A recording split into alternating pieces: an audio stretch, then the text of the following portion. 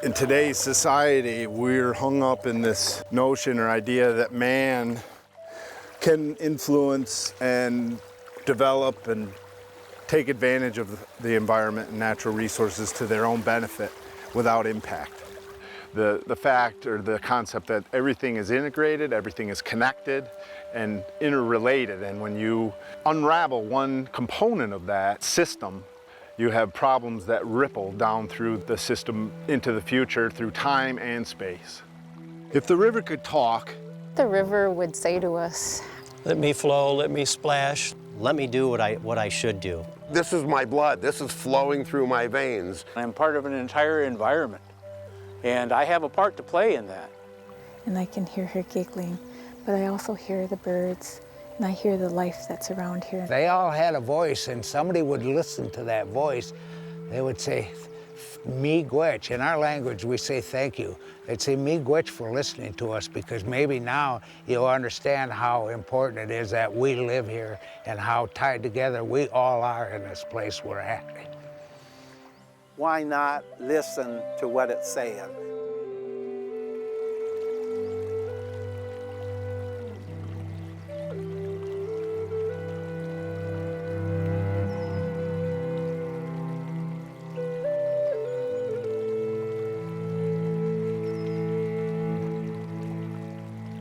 Anjibima, Dezimguad, Manda, Ottaway. So this area is like a Garden of Eden. The Boardman River was our life, really. It gave us food, transportation, all the way to helping with our housing, our living, our foods, everything.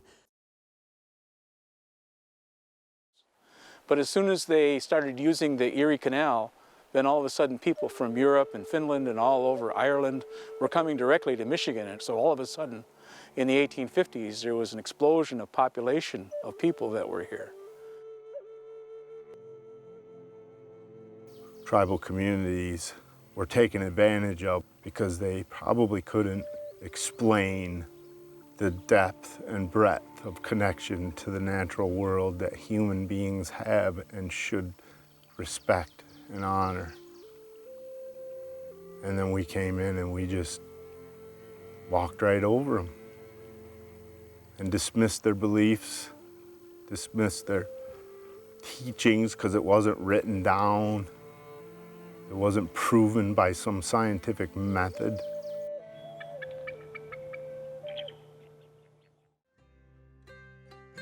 So from the 1840s through the 60s, every tree within miles, within 100 miles of here, was gone. Absolutely cut, rolled into the river, along with the sediments that came off that barren hillside and floated in a series of explosions down through town so they could cut them up and send them down to Chicago and have them build it a couple times. And you can only imagine what kind of devastation that would have on the actual channel shape, the diversity, the morphology, the hydrology, all those key pieces to good habitat for fish. Because of that devastation, almost every species in the Boardman River was negatively impacted. And one of the repercussions is the elimination of the grayling population in the Boardman River. As our nation developed, there was a need for the hydroelectric. That was one of the methodologies of growing our electricity, which grows our economy and provides services to our citizens. Back in 1894, when we constructed the first hydro dam, the dams were new to the Boardman River. Obviously, at that time, it looked like a great thing. It was just, let's use the resource however we want to use it. Let's abuse the resource, just like the trees that were cut, to get the maximum benefit, dollar benefit out of it. Nobody put those dams in place thinking they were going to have negative, adverse effects on our environment. That didn't happen. The dams were an important part of our region at that time. It was important for the people at that time. We've moved beyond that. We know better now. We have better science in place, and we have a better understanding of our natural environment. So who determines the worth of a river? It depends on who you ask. Depends on who you talk to. I think people collectively have to make that decision. If you're asking a question to a human being, the worth of a river is whatever relationship you have to it. As a biologist or ecologist, I might determine the worth of a river based on its ability to produce high-quality fisheries, good water quality. The Boardman River it's a world-class fishery, and there's a reason that it supports a world-class fishery, because it has really, really cold water. And cold water streams are relatively rare throughout Michigan. The ecologist looks at a river and sees all the connections to everything as we move up and away from the river in the riparian corridor. It absolutely is hundreds of micro ecosystems connected together. You would have to convince me that a river was not a living thing, and I don't think you could do that.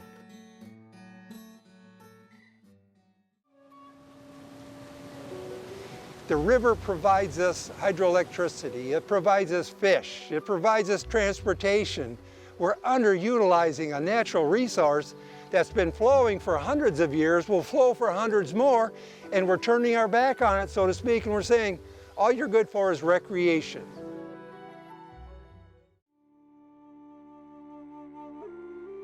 The worth of a river on its own accord is something far beyond the tangible pieces that we as humans can understand. Who do we ask? Nobody asks the river. Nobody asks the eagle, the otter, the beaver, the deer, the birds. The river is speaking to us, and that's what the Native Americans listen to, is Mother Earth. We know the river has a voice through us and in our work and the songs and the ceremonies that we do on her behalf, that in her words, we know that she's alive, that the water is alive, and that the spirit of that water, comes to us and talks to us, and that we are speaking on her behalf.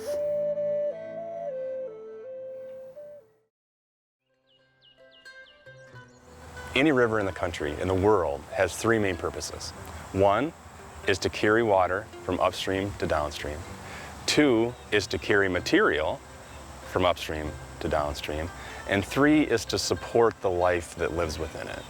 And when you put a dam in, you significantly negatively impact all three of them, primarily number two. And so what you get is this dead zone right downstream of a dam, because the only thing that's transported downstream of a dam is water. And it's not all the other critical components of life that are required for a world-class healthy river system. So when you pinch off an ecosystem like you've done here, where you've constructed 4 dams, instead of having one large river system, now you've got fragments. Fish have the biggest impact because now you've disconnected populations. You've got genetics that don't refresh themselves, you've got fish that can't pass into certain stretches where maybe they've historically spawned. So it's a big deal when you fragment a river system like that. You've got a structure here that's 50 or 60 feet tall, impounding 80 or 90 acres of water upstream of a highly populated area. We've seen a number of extreme storm and flood events just over the past few years. If we had 20 inches of rain in a 24-hour period here on the Boardman River system, it's likely that every one of these dams would fail and starts heading into Boardman Lake and downstream into Traverse City. I would expect there would be loss of life if these dams were to fail. It really is a dichotomy that we saw here.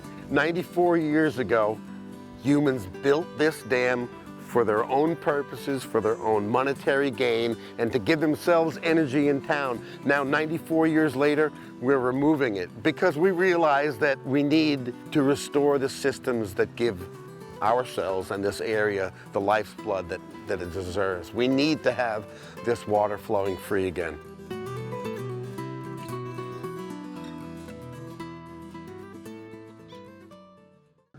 You have no idea what is being stolen through this organized group of people. Not their fault. As you can probably imagine, there was a camp, a silo of folks that were adamantly opposed to doing anything regarding the dams. They wanted to keep them. They wanted to continue to operate hydropower. And most participated in public event that I've The ever river been. provides us hydroelectricity. The smart person says, use them to their fullest. Use them until you can't use them anymore. Grand Traverse County and the city of Traverse City really made a leap of faith. And the county and the city still maintain their autonomy for the decision-making process, but they also allowed the community to form this Boardman River Dams Committee that embraced anybody and everybody that wanted to participate in any meetings. We actually had, from 2005 to 2009, when the decision was made, we had over 200 public meetings. We had over 1,000 people actively participate. We used that input to form the foundation for the engineering and feasibility study to look at the pros and cons of removing, modifying, or keeping the dams. I like people that are passionate. I like people that stand up for what they believe. And a lot of times that's what you see. But a lot of times what you have to do is get past that emotion. And there's nothing wrong with emotion. You have to get past that and look at the science. Over 5 years, those 80 some odd options that we talked about were whittled down to 3 and then finally 1. The final recommendation was to remove the 3 upper dams and modify the lower dam. And the wife and I said the biggest fear we had was they were going to breach it. Saw everything, basically my project, my job, my home, I live on this river, going down the tubes all at one time. But here's a geyser coming out of the center of the dewatering structure, and I'm like, this isn't good.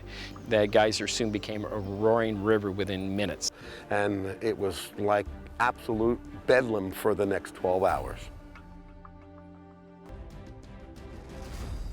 There were trucks hauling in large stone to drop in the river to try to slow up that energy. That happened for 5 or 6 hours during the day. At some point in the mid-afternoon, things were under control again. And what happened, it took about 12 hours for the water to work its way underneath the watering structure and out. So we had a rapid release, but not a catastrophic failure. We released what was supposed to be released in 20 days in about 6 hours. My memories of what I did in that pond were removed. It hurts me to think about that being gone every time I walk down there. So I was very upset. The family was upset over it.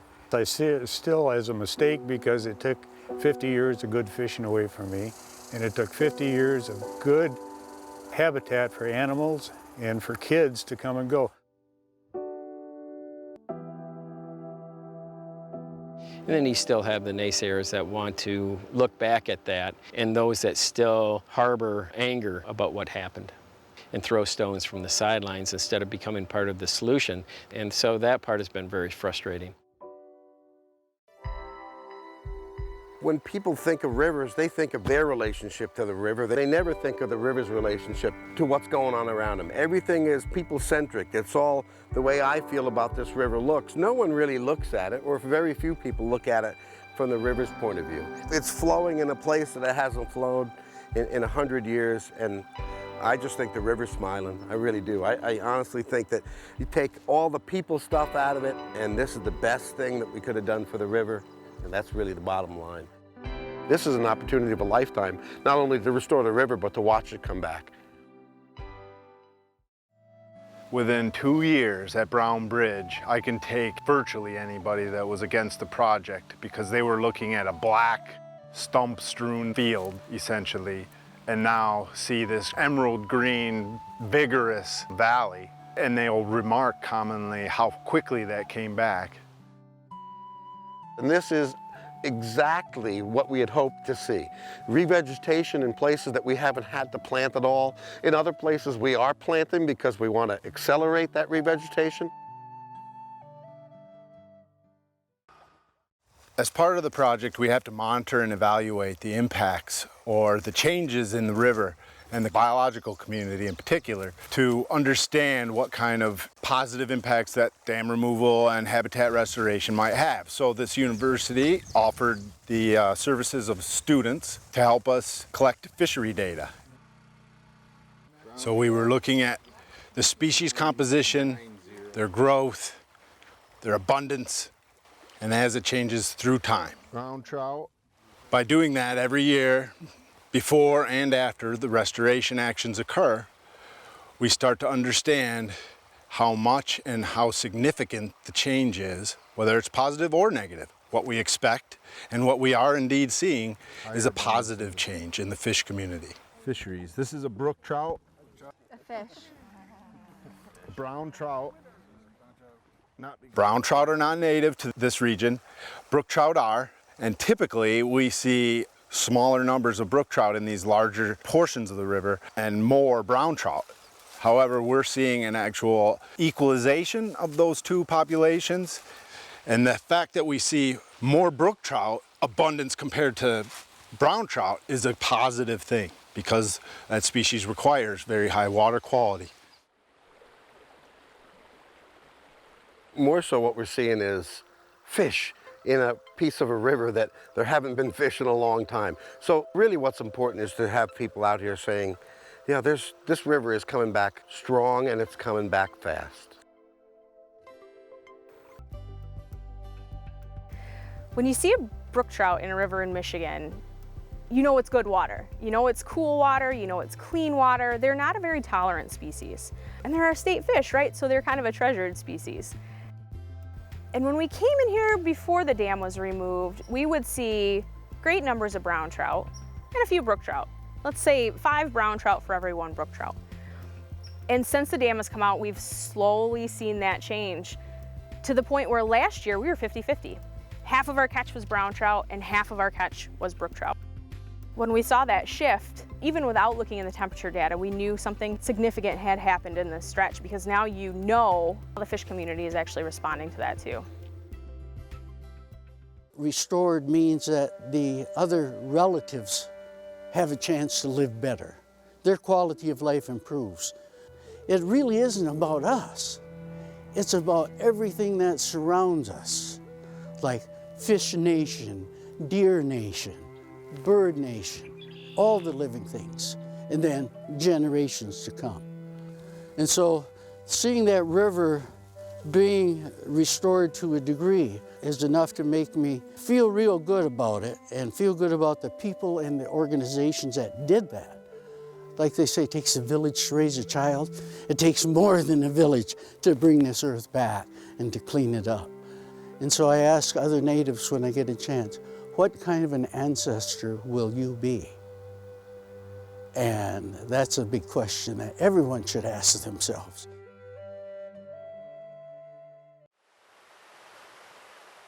The next step in the process is to remove the Boardman Dam. That'll be followed by removal of the Sabin Dam, and then followed by modifications to the Union Street Dam, which will provide fish passage. Selective fish will be able to access 211 miles of the Boardman River, which they were not able to access before because the dams are in the way. The Corps of Engineers performed a detailed study. We're involved with the design, and we're going to be overseeing the construction to remove these dams on the river and to provide ecosystem restoration throughout this stretch of the Boardman River. The Boardman is unique in the respect that we've got a couple of structures that are going to stay in place. We have the Boardman Weir, which is right downtown. We harvest salmon, both coho and chinook, out of that facility.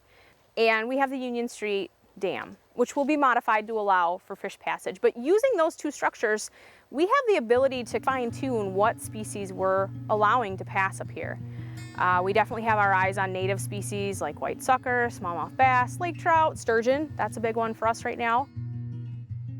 So taking out a lot of these dams has created a great opportunity in this river, and that's where the Great Lakes Fishery Commission has stepped in and is looking at the dam at the end, the Union Street Dam, which is the last barrier to sea lamprey, as a great potential site to be able to test out new opportunities to be able to sort fish and manage fish passage. If we potentially put in a below the water level viewing screen, you can see what the fish are doing, how they're behaving, how they're reacting to all these different types of situations.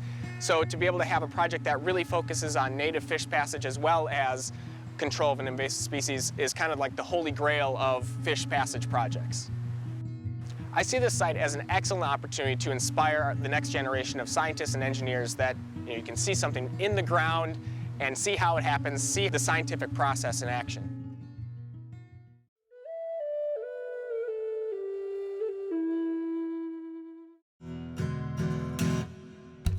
We do it for the water, for the sons and daughters. Do it for the water, 'cause water is life. 7th generation, running out of patience. 5 corporations, poison hydration. Tired of broken treaties, tired of all the greedy. Taking never feeding, Mother Earth is overheating. Don't hurt me, brother, when I stand for our mother. Gotta love each other, take good care of one another. 'Cause water is life, each sacred drop. Water is life, each sacred drop. Water is life, each sacred drop.